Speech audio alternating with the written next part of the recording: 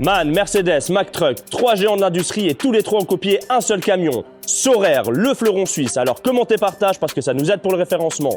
L'histoire est folle et pourtant beaucoup l'ont oublié. Ce camion vient d'un village au bord du lac de Constance, Arbon.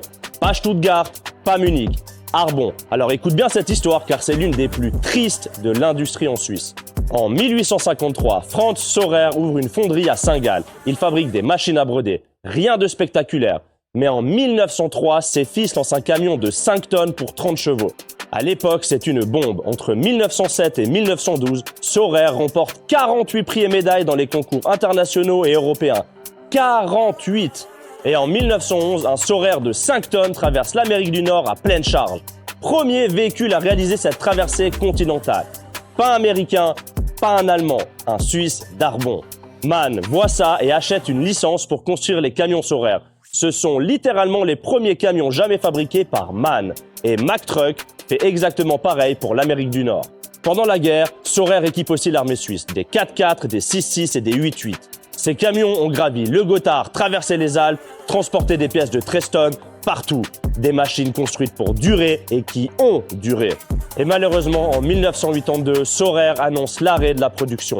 Pas à cause d'une mauvaise qualité, pas à cause d'un scandale. Le marché européen s'est consolidé. Les grands groupes, Iveco, Mercedes, ont absorbé tout le monde. Saurer n'avait plus la taille critique pour survivre seul.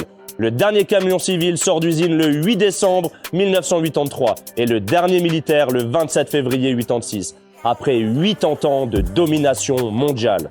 Aujourd'hui, les collectionneurs suisses cherchent ces camions partout.